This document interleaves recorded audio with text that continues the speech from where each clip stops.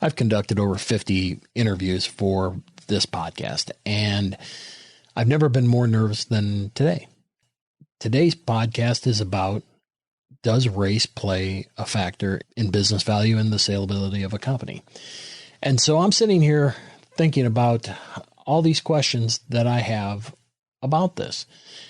How am I going to ask these questions without offending, without not being sensitive, especially given the situation we're in, you know, the protests and such at the time of this recording? I'm so grateful that I had the opportunity to interview my colleague. My colleague is Jamar Cobb-Dennard. Not only is he just a great guy, he is so easy to talk to, and he provides really a safe space to ask these questions. I had so many people tell me, don't ask dumb questions. And unfortunately, I'm not really certain what's a dumb question these days. So Jamar really, like I said, gave me the opportunity to ask all these kind of questions. So a little bit about Jamar. Like I said, he's a great guy. He's an attorney. He works with us at the business brokerage. Any sales position he's had, he's always been in the top 10%. He's been in just about every leadership program that we have in Indianapolis. He's just everywhere. Most recently, he ran for the city of Lawrence mayor, lost just by, I think it was 180 votes. And their loss was our gain. And our practice is so much better because we have him. So I hope you enjoy this longer episode of Defenders of Business Value with Jamar Cobb-Dennard. Please welcome. This is another episode of the Defenders of Business Value podcast. A podcast where we talk about what makes a business valuable. Learn the tips and tactics to increase your company's value that only veteran deal makers know. And now, here's your host, Ed Meisselgland. I'm your host, Ed Meisselgland. I teach business owners how to build value and identify and remove risks in their business so that one day they can sell their business at maximum value when they want, how they want, and to whom they want. On today's show, I'm excited. I'm really excited about this conversation, and to be honest with you, I'm actually kind of nervous about it. And my guest today is Jamar Cobb-Dennard. So welcome to the show, Jamar. Hey, thanks for having me. I appreciate it. Before you came on, I gave a high-level overview of you. So can you talk a little bit about what Jamar is about and how you're serving business owners? Sure. So, I started my career in Indianapolis in 2003 in professional services and business services, and have really taken that trail over the course of the last decade and a half by also getting my law degree and running for mayor of the city of Lawrence, primarily on making sure that we had a really great environment for small business to thrive. So now I get the distinct pleasure of working with you, Ed, on a daily basis, selling small businesses.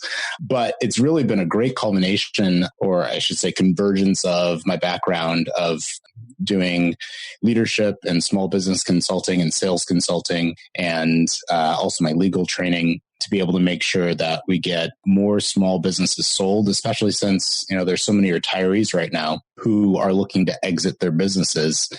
And obviously this is the time in the next decade or so to make sure that there's a great wealth transfer and we continue. Small business is driving our economy. And so we've got to make sure that continues into the next generation. Yeah. I'm glad you're here. I'm glad you're in the practice. I'm glad we're going to have this conversation. And I've done 53 podcasts, all kinds of people, of heroes to people that they hadn't heard of. But today we're going to top a topic that's a lightning rod right now, and that is racism. I didn't sleep well last night when you agreed to come on my podcast. I was sitting there. The bad thing is I have my wife sitting there saying, don't say anything stupid. Our marketing director, she says, don't say anything stupid.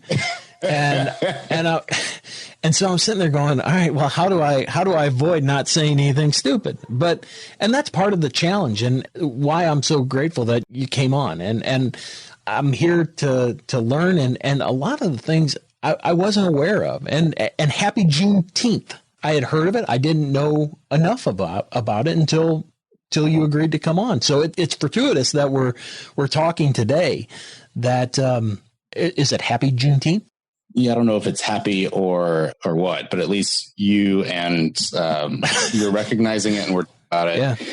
I can tell that you're very well researched. So you spent some time yesterday evening and you're like, I'm going to look up all the things that I need to know and be very well prepared, which is great because you and I think a lot of other people who are open-minded and ready to take on what the next generation needs from leaders who care about making sure that there's equity in our businesses and equity in workplaces. You're up all night thinking about this stuff. You're spending time doing the research. You're digging into what Juneteenth is and being sensitive enough to even ask the question, is it happy? Because there's a lot of folks who say, this is hogwash. It doesn't affect my business. It doesn't affect the value of my business. And they just dismiss it. But as leaders like you and others that I've talked to in the past 2 or 3 weeks, who have really, really been impressive to say, hey, we've got to do better as humans to each other. And this is how it starts. So I'm really appreciative and impressed. Thank you for that. And that leads us to the backdrop of, I'm just going to ask my questions. And I was trying to, as I was thinking about it, I don't know what are the lightning rod things today. When we were talking about you coming on yesterday, I'm sitting there going, okay, I would have hired Jamar regardless of the color of his skin. I would have. You certainly have the qualifications. I think you're going to be a great deal maker. But then I'm sitting here going, did he, even though I told him I thought the African American community was underserved in this capacity of buying and selling companies, did I do it wrong? Did you take it, he's taking advantage of my ethnicity to capitalize on the business. And I didn't want that. But my point was that now all of a sudden I'm looking at those things that I should I have said something different. So that's where the conversation begins, is how do we start these conversations? So one, I would just go ahead and start them. Real complex. Right. It's okay to sound stupid or say something that you don't know. And you don't even have to apologize ahead of time or bumble over it. And you're not the only person who's thinking this and feeling this. Like, I feel like I've had a very similar cadence of conversation with other non-Black or non-minority leaders over the last 2 or 3 weeks. And they're like, I just don't want to say the wrong thing. Well, the fact that you're concerned about saying the wrong thing means that you care enough to have an open conversation. So, if you're talking to somebody, especially, so with me, you've got an ally for white allies, if that's the best way to put it. I was the only Black person in my elementary school for 2 years, and they have this thing called predominantly white institutions, or PWIs. So essentially, unless you're going to a historically Black college and university or work in a Black business, which there are less of those than any other type of business, if you're going to be a professional in America, you're in predominantly white institutions. So the African Americans that we as professionals, whether you're Black or white, that you come in contact to are used to being around people who don't look like them, who didn't grow up like them, who don't or may not, engage in the same entertainment that they do, or et cetera, right? It's okay to say the wrong things. If it's like egregious, I'll tell you in a nice way. But most likely, I'm just happy that you're open to have this conversation and you're okay with being uncomfortable. Like that's great. Thank you again for the permission to speak freely and know that it's a safe place to visit. Because again, I look at my children and your children, and I'm like, I just want it better for them. And I don't know what that looks like, but I know we're taking steps toward it. And that's, ultimately, I don't know what the progression is from here. I don't know how quickly it's going to happen, but I know it's progressing. And it took yet another tragedy, but there's movement. And yeah. So. But this tragedy is different. I was even talking on another call last week that in the early 90s, we had Rodney King. You remember that? Sure. Can't we all just get along, right? Right. And we watched the video of this guy being beaten by multiple police, and there were riots and people were upset. And then here we are 30 years later, and we're seeing the same thing, and there's still riots and people are upset. But I think the turning point here, the difference is two things. One, we saw from beginning to end The New York Times actually did a really, really great recap of the George Floyd incident. It's time-stamped. It uses 3 or 4 different videos from the, I think, Chinese restaurant across the street, a couple of the bystander videos, and I think another security cam footage, some 3D modeling of where people were and what happened. And then you see, almost all of the entire 8 minutes of the police officer's knee on George Floyd's neck. So regardless of the conversations around George Floyd's background and his felonies and et cetera, what America saw and what the world saw was a man who wasn't fighting back. He wasn't fleeing. He didn't have a weapon. And he was begging for his life. Like, just give me air. And I think what touched so many people's hearts was the fact that there was a lack of humanity in that moment. So that's one turning point, is everybody got on the same page, and that's the human page, regardless of race. The second thing that's different about this is that it's not just Black people who are mad. It's all races, all cultures, all creeds across the world are upset. And I heard this quote last week, and it really struck me because I never thought about it this way, that to fix bias in the world, or to even address bias in the workplace, or address bias in business ownership and business value, Black people and minorities aren't going to be the ones who have the capacity or the ability to make the change. We've all got to work on it together, and it's got to be led by the people who have the money and the power and the influence, which for the most part aren't African Americans in our society. And I think that's the turn here, is now we've got everybody's attention, and people like you who are leading organizations, who have access to business owners, who have capital and leadership in their communities, and a voice to those people. It's people like you. They're going to be the ones that really help our culture turn the corner. That makes total sense. So you want to talk about business value and salability of businesses? Yeah, let's get down to the nuts and bolts. I found an article, like I said last night. It's entitled Blackout. Why don't Black people support Black businesses? And in that article, it said study after study has proven the biggest factor in determining who gets a business loan and who doesn't is race. And when a Black person does get a loan, they pay on average 32% higher interest rates. It's no surprise that our businesses fail fast at a faster rate. And although we make up 13% of the population, just 7% of businesses are owned by Blacks. And this is what we were talking about before, was that why don't African Americans buy businesses? Why does it seem as though African Americans start businesses? And knowing that the failure rate across the board, regardless of ethnicity, you're looking at an 87% failure rate. Why aren't they buying businesses? Part of it is background and legacy. And we can talk about this, I think, in a number of different contexts today. But the first is, how many African Americans whose great grandparents owned a business? It wasn't that many, because they weren't allowed to, or they didn't have access to capital in the early 20th century, or segregation prevented them from running businesses, or they had that business, but it wasn't passed down through generations, right? So that's one piece. The other piece, and the biggest, is funding. You and I chatted about this really briefly yesterday, and you ran down some of the statistics. 1% of venture capital is invested in Black businesses. Only 2% invested in women. The number of Black businesses or minority businesses is increasing in the United States, but their value is decreasing. But the funding issue is really at the core. So some of the statistics from the United States Department of Commerce say that businesses owned by African Americans that are less than $500,000 are less likely to get approved for a loan. They have less net worth. Therefore, the applicants have less net worth. So therefore, they have less cash or capital that they can use to secure a loan. And then, like you just said, the loan amounts tend to be smaller. There's higher interest rates assigned to those loans because the banks see them as a risk, and they get shorter terms, so then the payments are higher. Let me tell you this story. So there's a company called Powers and Sons Construction. They were started in the East Chicago area of Indiana, Chicago. They've got a branch here in Indianapolis, and I think another office around the Indiana region.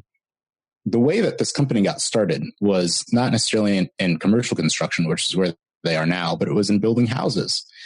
And the problem that African Americans had in the middle of the 20th century was they may have worked at a factory. They moved north from the Great Migration from the South to, Detroit or Chicago, et cetera. They got a job making good money. They were able to save a little bit of cash. But one, if they could buy a house in a neighborhood that was essentially owned or constructed by whites during segregation, they couldn't get a loan from the banks, which is part of the same issue we're dealing with now for minority business owners, is the disparity and discrepancy in them being able to get loans. What Powers and Sons did was they went to a Black-owned insurance company, and the insurance company had liquidity because they're like all insurance companies sitting on an amount of cash. So then the insurance company made loans through the Black construction company so that African Americans can get homes in Chicago and East Chicago, Indiana. It's that same type of issue that we're dealing with now. African Americans can certainly get loans now from banks, but in underwriting, are there still some unspoken, I can't even say rules, but unspoken methods of displacing and keeping African Americans from getting loans? Well, you know what? And when I was researching this, I found 22 sources of minority access to capital. All of them, every single one, wasn't buying a business. It was starting a business, incubators. That FedEx had a grant for African American people to start businesses. And I'm sitting here going, it's the highest risk. What? Of course. I mean, and you and I both know that the biggest challenge, when you buy a company, it's not only the purchase price that you're paying for, but you're also paying the second check, which is the working capital. Mm-hmm. And I suspect that that's where the challenge is, that it's okay to start it. The problem is to keep it going. And they run out of capital and access to capital. What do you think? I mean, are we on to something or no? It is. And so capitalization is not taught, whether it's how to leverage cash to get an SBA loan or to have enough cash left over to fund working capital. The other piece of this is just psychologically for African Americans. So we've only had money for 2 generations. The generation that is slightly older than you, so really my parents' age, 60 and 70 years old now, they were taught, go get a job. Let's pause that right now. How old? Your parents' age? No. Older than you, my parents' age. Right. Oh, I got you. I was going to say I'm not that much older than you. So I almost said your age, but no, it's a kind of a half generation before, because you're Gen X, right? Let's go with that. Okay. I was born in 69. They call me an elder millennial because I was born in 81. So, an exennial between Gen X and millennial. Right? Nice. But they were taught, go get a job, keep the job for 30 years, save your money, retire. Don't risk it. Don't let anybody take it from you, and invest it in the safest way possible. So for somebody to take $100,000 or $200,000 out of their retirement savings, or out of any type of savings vehicle, or get a home equity loan to fund that type of thing, culturally, that's not something they would do. But to say, you know what, take $10K and go open up a little coffee shop on the corner and see if you can make a go at it while you keep your job. Sure. That's more the mentality. So part of it is teaching and training. And then the other piece is, even in talking to young entrepreneurs who are looking at acquisitions now in our business, I'm having to go through the education process of saying, here's what you would need for an SBA loan. Here's the cash that you'll need to fund your first 6 or 12 months until you start to get cash flow ROI from your debt service. Sure. Here's how to think about debt service and managing that stuff. I mean, it's unless you have an MBA, it's all new for these folks. I see. That's a great segue. And again, it's back to this research. Black Wall Street. Never heard of this. And for those of you that haven't heard of it, and I'm probably not the guy to be sharing it with you, but Black Wall Street, this was a section of Tulsa, Oklahoma, that 100 years ago, the racists burned it down. And this area was I believe it was 1,200 African-American owned businesses. It was a thriving community, and they burnt it down. The question that it prompted for me was it is more prudent to save than risk for the opportunity to be wealthy. Mm-hmm. So that was the time where you had like this Black Renaissance happening, and it happened in music. It happened in art in the early 20th century, 1910, 1930, even stretching to the 40s. But it's like the Madam C.J. Walker, the W.E.B. Du Bois time, where Langston Hughes, where there was literature and music and business. And because of Juneteenth and slavery disbanding, you've got this Black bourgeoisie culture evolving where suddenly African Americans were free to have money and their own culture, right? That's kind of that same time period and the thought process behind that time. But once we got to the 50s and Jim Crow really kind of started to strangle that growth, the mentality was, and this is especially the people who were born in the 30s and were at the tail end of the spurt of post-slavery time, but also in the throes and heat of Jim Crow, it was, again, go get the job, save your money, do not risk this or you'll screw it up for yourself because you're not in control. Now, on the flip side of that, and a lot of people don't talk about this, but there's a school of thought that desegregation in the 60s actually dismantled African-American self-sufficiency, because you had to have your own basically as a community in order to thrive, because you weren't able to go to the places that were segregated or weren't able to have the same access to the places that were segregated. So at that time, pre or during segregation, you had to take risks. You had to open your own business. You had to invest in yourself and your own community, but now you don't have to. So there's also this mental shift of now we can rely on the credit systems. We can rely on keeping our small savings and don't risk it. So yeah, that Black Wall Street juxtaposition is really interesting with how life is now, because African Americans don't have to be self-sufficient in America, and that's decreased our risk tolerance. It totally makes sense. The more I dug into this, the more I'm like, one of the things that I wanted to ask is, do you believe that minority-owned businesses are valued differently? I know that the buyer pool is probably different. We can talk a little bit about that. But are they valued different? What do you think?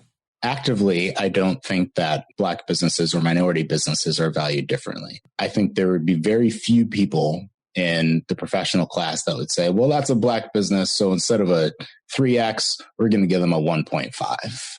But because of how that business is structured and the knowledge of the business owner, we could come up with a different value consistently across the board. So here are a couple thoughts on that. One, we talked about this, but there's a legacy issue. So I have a Juris Doctorate. Did you know that Black people literally weren't allowed to be attorneys until the middle of the 20th century? Like, straight up couldn't do it, right? So that has an impact on cash, because attorneys and CPAs and doctors, et cetera, the professional class, were able to enter the middle class at a higher rate and higher level than other professions. So generational cash, there's no money being handed down or inherited through generations. It has an impact on knowledge. So next week, my kid, she's 9, she's going to go to the Kids Voice kids lawyer camp for a day, right? That wasn't happening 2 generations ago. So how does it impact the next generation? There's an impact on long-term value and a track record of success, because you don't have a business that's been a business for 80 years. It may be 10 years, right? We talked about access to capital. So if that business had to grow organically, or they didn't have the knowledge of how to leverage capital or capitalization of secured instruments in order to grow their business, that's going to decrease value. Also, financial literacy, them being able to even put together or run their P&L and cash flow statements and balance sheets themselves, or know who to go to get those things done, or know what to ask. Access to professionals, that goes to that too. Good accountants, good attorneys, good financial planners, and having a wide enough network of those people to get to the ones that are really going to help you and give good value and that you can afford. And then also risk management knowledge. You know, what type of insurance do you need to protect the business? What type of insurance, key employee policies, and what other type of life insurance vehicles getting used to reinvest your assets. So all of those things are knowledge that aren't widely known. There are a lot of African Americans who know this stuff really well, but the majority don't. And part of it's because our families don't know those things and we're not passing it on. Like when I look at market data or I build out valuations, it's blind. I mean, you don't have financial statements don't talk ethnicity, but I wonder when you start talking about the buyer pool, when an African American business goes up for sale, does the buyer pool all of a sudden become limited? You own a business and I'm replacing you. Does that automatically increase my risk because we look different? I think it does. I think it's easier for an African American owner or a business buyer to buy a non-Black business than it is for a non-Black business buyer to buy an African American business. You know what I mean? All right. So let's look at this in two ways. Let's go to the highest level of professionalism here. Let's talk about a business that I know. It's located downtown in one of the towers in Indianapolis. It's a technology company. They've been in business 25-ish years, maybe even 30. They've got 50 employees. They do technology integrations for governments across the United States. And, they're worth 20, 30 million bucks. Almost all of their employees are African American. The owner is African American. He's made an intentional decision to hire the most talented African Americans that he can to surround himself with, and also to bring up to the next level. What would you think about buying that business? Good financials, good marketing, good track record, but that everybody in there is Black. My concern would be that I don't possess the same leadership skills as the owner that wouldn't be, that doesn't look like me. Even though it could be status quo. I'm not going to change anything. We're going to keep doing business as usual. I don't know if they would see me in the same leadership capacity, that you don't know about me, Ed. That you don't understand me and what it took for me to get here. I think that would be my initial thought, that would cause me to look at it more, that the investment had greater risk. Yeah. And that's very fair. So the first thing that you said, you don't have the same leadership skills. I would disagree. I think you'd have the same leadership skills, but you wouldn't have the same leadership context. That's better. I like your answer better. Here's why I say that. Black people or minorities in predominantly white institutions or organizations come with additional context that non-Blacks don't have. For example, when I was growing up, my grandma taught me a few things. She said, when you go into stores, keep your hands in your pockets. Don't touch anything. Don't wear a tank top. Don't put a stocking cap or a do-rag on your head. Don't wear a face mask. Coronavirus, right? Yeah. Which is a little odd deal I have to deal with. Don't wear a hat. Get a receipt. Get a bag, even if you're just getting a stick of gum. So those are things, and that's just like the tip of the iceberg. That's the type of thing that people of color think about all the time. I'm in an elevator with a white woman, and this is like a microaggression. And she might stand a little farther away and grip her purse. I remember I was in Switzerland studying piano in 1997, and I had practiced too long in the practice room. I had to go to the bathroom really super duper bad. And so I was basically running down the hall of the conservatory in Sion, Switzerland. And there's this white French woman who was walking down the hall toward the bathroom as well. They had genderless co-ed bathrooms, sure. Right? It's Europe. But I was running behind her, and you should have seen her looking 8 times behind her and kind of walking faster and getting nervous because I was running up to her, right? But I just had to go to the bathroom.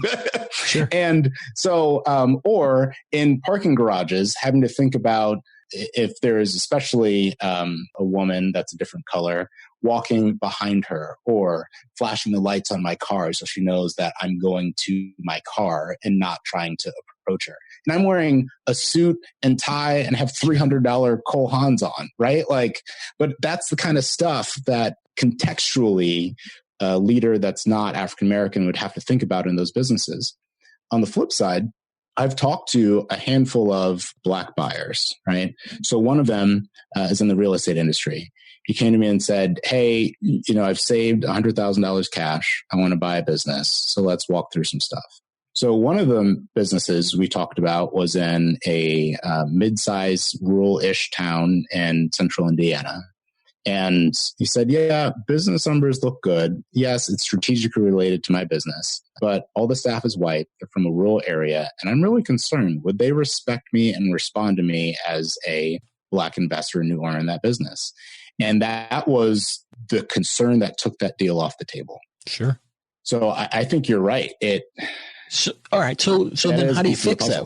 Yeah. What do you do? And again, it may be just a society improves, all of a sudden deal flow improves between, that an investment is an investment regardless of the color of your skin. Yeah, but you've also got to think about actually being able to go in and lead that business. Yeah, I right? Yeah. Unless there's a manager in place and you're silent and just running money in the background. But like, what small business is running like that? Well, I'll tell you, you were talking about the examples you were given, and this whole thing, a couple things have happened. One, at Butler, I had a couple guys that were on my floor. We played football together, and these are good guys. And all of a sudden I saw on Facebook, both of these guys were saying, how I was profiled when I was at Butler.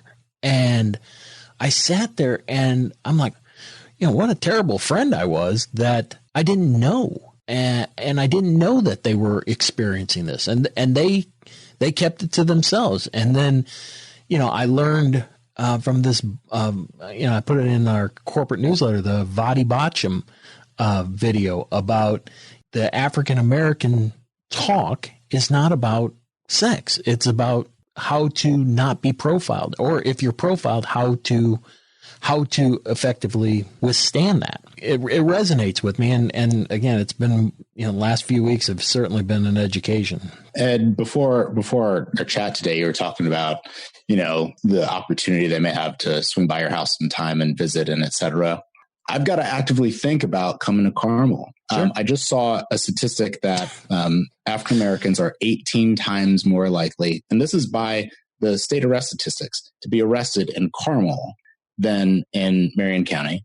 And Fishers, I think it was 4 times more likely. Yesterday, I went to the Indiana Gun Club and I did some trap shooting around lunchtime. Everybody knows 116th Street is a speed trap, but especially if you're a Black guy in a black Cadillac with tinted windows. So literally, I set my cruise control at 40 miles an hour. People were passing me by, upset, honking, whatever. But I said, you know what? I'm in Hamilton County and I am not about to get profiled today with a shotgun in the back of my car. So, you got to be thoughtful.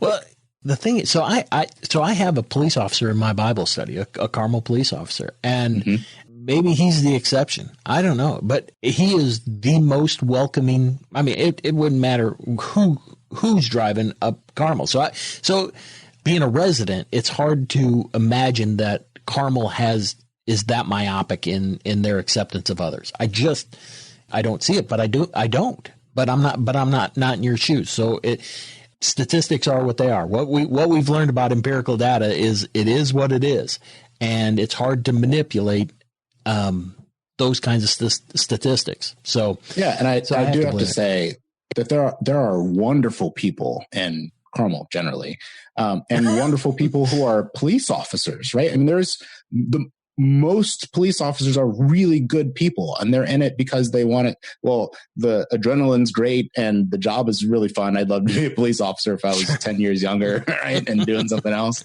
But they're in it because they want great communities. And I don't even think that there is intentional bias in Carmel policing. But in any community, if somebody is different, you take a second look at who that person is. Even if it's somebody in your neighborhood, like, you know, the people on your cul-de-sac. If you see somebody you know, you're like, who's this guy, right? It raises a flag. In the city of Zionsville, I think the minority population is 2 to 3%. Most of that are Eastern or Central Asians, and there's even fewer African Americans. So if you see a minority driving through Zionsville, and if you haven't seen them before, you know that they're not from the community, right? Yeah. And I think that's the thing, that's the turning point. And what's the likelihood you're going to be able to buy you would want, like you were on the example you were saying, what's the likelihood that in that context, what's the likelihood you're going to want to invest in a business in that area? You know, are you going to be accepted? Are you willing to risk that kind of capital, not knowing whether or not, like I said, how well you'll be received? I'm certain my wife has been texting me, have you said anything stupid yet? But I'm ramping up.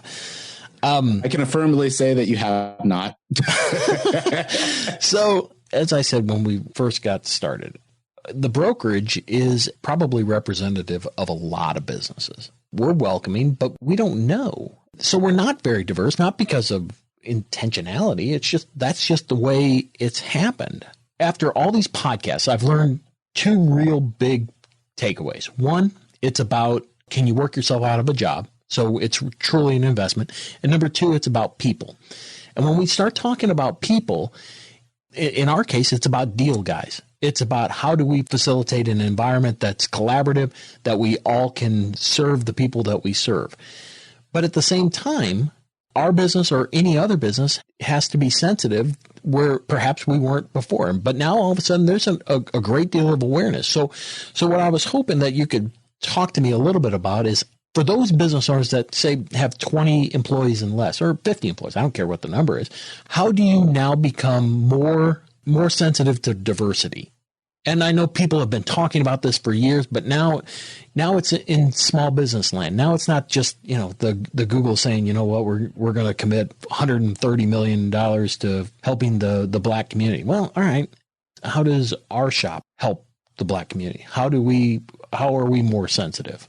In this environment of COVID-19 and then also racial prejudice and bias, hyper awareness. And you actually posted this article recently, and I have reposted because it talked about how valuation and business analysis has changed for buyers. And one of the things that was in that article said buyers should now look at what that company's risk management plan is and also their disaster preparedness and recovery plan is. Is that plan documented? How has it been implemented? What changes have come since COVID-19, right? And how has the company responded? The same thing goes for bias and diversity plans, especially in, again, this hyper-aware time. So as buyers are considering and looking at companies, not only is COVID-19 a piece of that analysis, but also diversity, race, and inclusion should be a piece of that analysis. And part of that analysis is how has the company thought about three things. One, implicit bias. Second is microaggressions. Then third is creating a value-based KPI, essentially. So we can't attack this, and I'll hit the third thing first. We can't attack this like affirmative action and say, well, if we hire not just 3 African Americans as mailroom guys or custodians or secretaries, but 3 professionals who have a seat at the table in decision-making capacities, then we're good, right? No, still not good. Because then you've got to deal with implicit bias and microaggressions. So first is implicit bias, and that is thinking everyone is the same and treating them that way. But the reality is that we're all different. Regardless of our skin color, we're all coming from a different context. So implicit bias doesn't necessarily show up as active racism or active prejudice because rarely do we see that anymore. Most people, especially in our culture and environment, would say, you know, that's pretty disgusting, Bob, right? Even if you don't say it, you turn that channel or that person off because you don't want to be around that kind of human being. But how this shows up in the workplace is it's very slight, so you've got an annual retreat, and part of the annual retreat is a golf outing. Well, if you are an African-American who was the first person in your family to go to college and you grew up in a urban low-income area, right? How many opportunities did you have to learn golf when you were little? Right.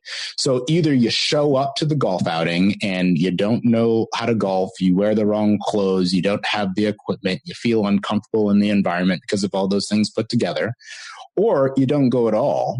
And then what do they think of Jamar, who doesn't show up to the team event?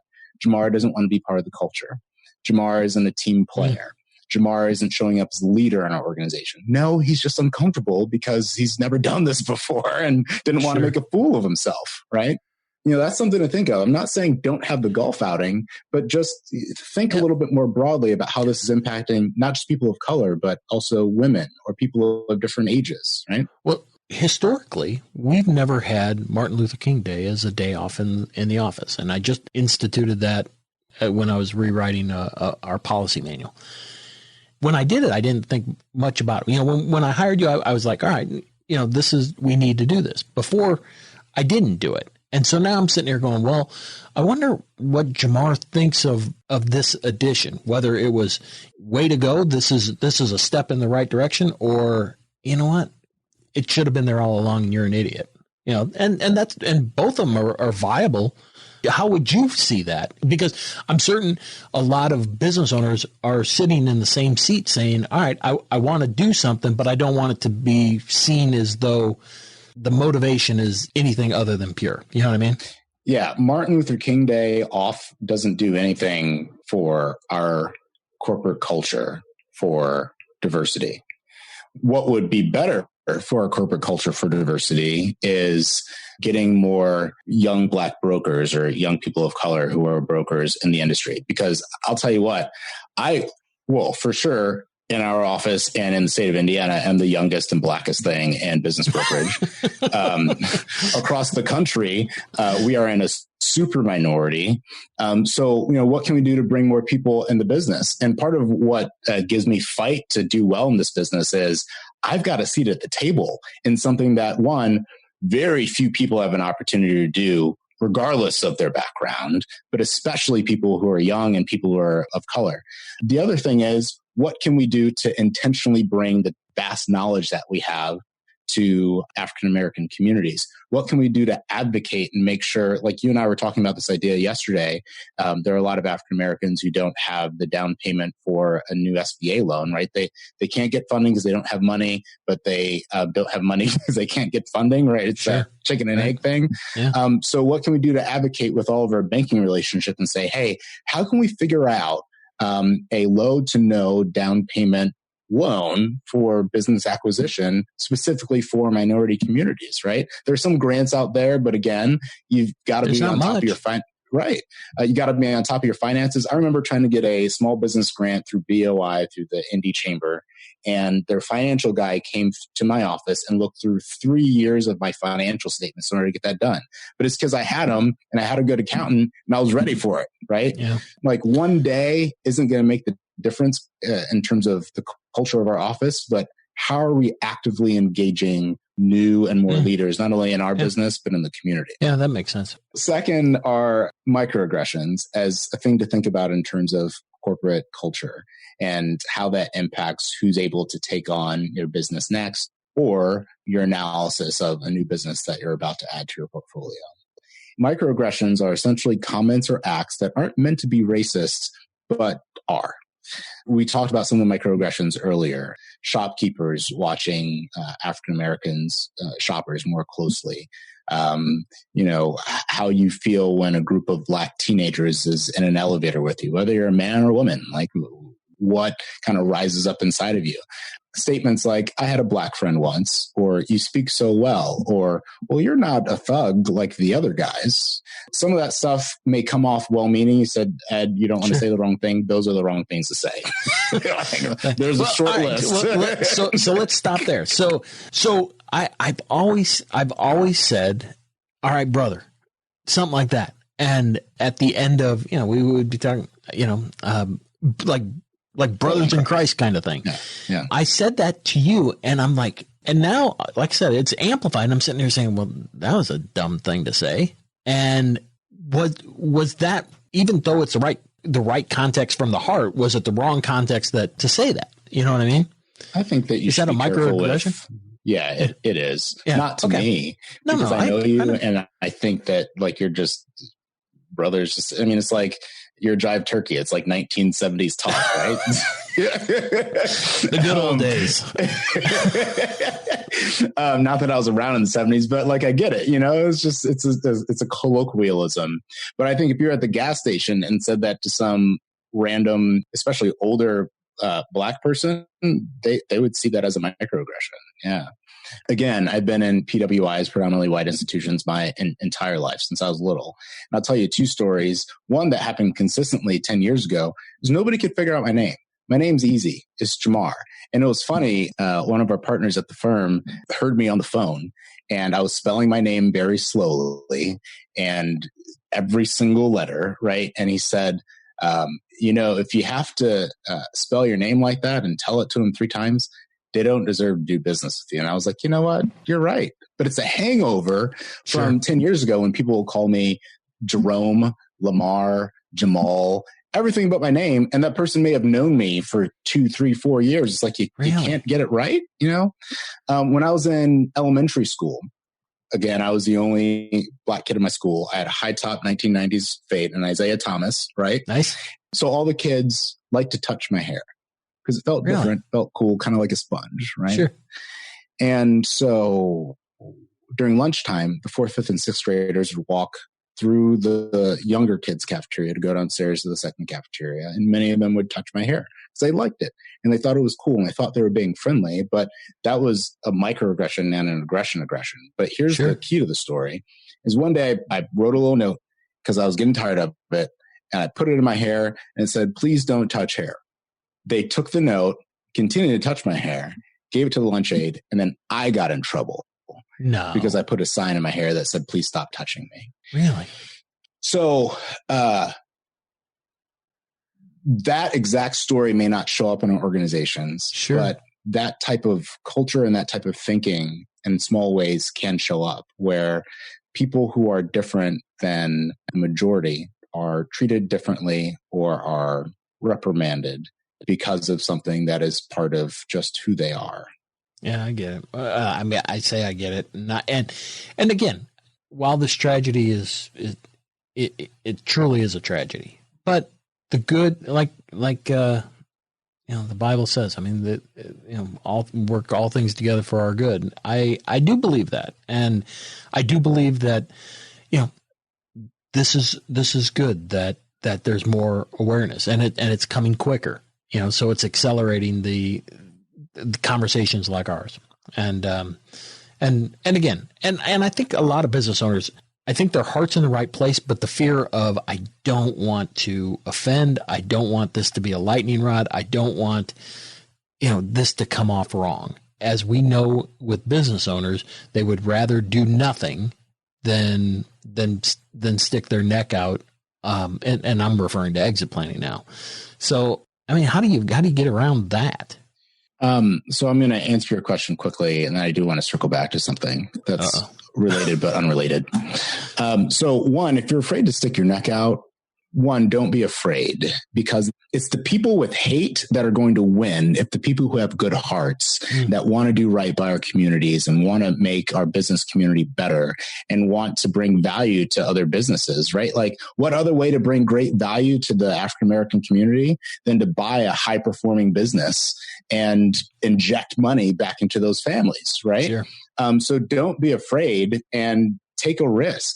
And if you need help, ask for it. So, like, I'm a good conduit for a executive leadership conversation with a team. I'm a good conduit for professional associations and delivering the same type of content to have real but comfortable, but also emotionally vulnerable talks, right? Sure.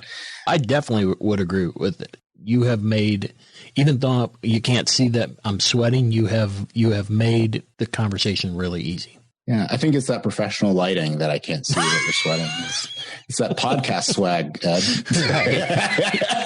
Right.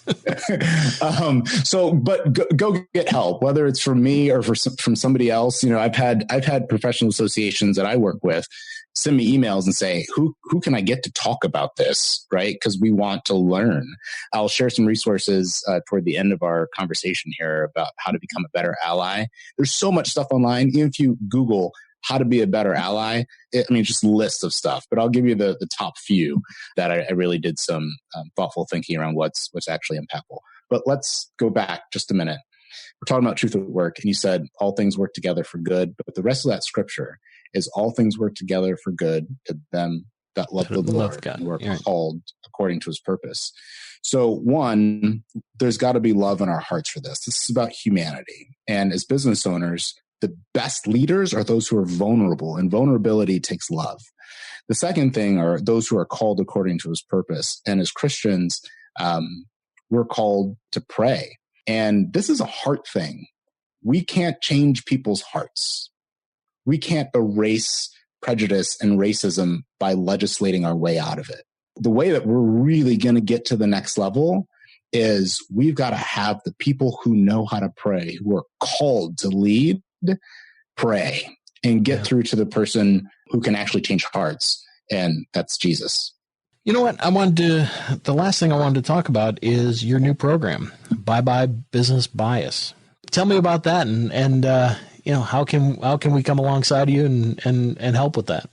Sure. So we talked about a lot of the key points in Bye-Bye Business Bias. One is identifying implicit bias, what it is, how it shows up in organizations. Second, what are microaggressions? How do they show up in organizations? But third and most important, how do we create a value-based system of KPIs that we can drive our companies with? Not just let's hire 3 Black people and call it a day, but how do we create a culture that has checks and balances within itself, that we really not only value diversity, but have values that support anti-bias and that support equity in our organizations. That can show up in one of 3 ways. One is internal workshops with teams. And I've had a lot of business leaders call me directly and say, hey, how do I work through this thing? And, let's sit down and work through it as a team and develop that anti-bias KPI. Second is the associations that I mentioned earlier, and really thinking broadly and industry-wide about how bias is showing up in organizations and how we can create equity. But third, there will be some public presentations of this program. So, just keep an eye on email and LinkedIn promotion for some public access to this as well. For all of my podcasts, I always ask every guest, what piece of advice they would give the business owner that would make the biggest or have the greatest impact on value. So instead of that, what is the one thing that a business owner can do to eliminate bias in their business? I think it's what you've done, Ed, and it's listen and act and don't be afraid. Have the courage to really look this thing in the face.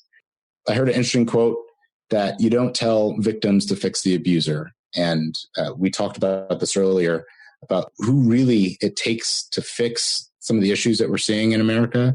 And it's the people with the power and the money, who the majority are not African Americans. So, Google ally resources, Google what are and how do we address microaggressions, Google the implicit bias test, Google Eddie Moore's 21-day racial equity challenge, to look these things in the face and really start to self-educate and figure your way around this stuff. Because whether you're building your business for sale and want to make sure that it's strong and can transition if you have a diverse workplace, whether you're evaluating a business for sale and you want to make sure that you're not purchasing a risk because there's inequities in the workplace, or if you're looking at the finances and really trying to figure out why this business may have a higher or lower value or multiple than you expect, these are the things and part of the context that we've got to think about when we listen and act, don't be afraid, and face this stuff. So what's the best way we can get in contact with you? So my name is Jamar Cobb-Dennard. I'm sure you've got the links in my name up here.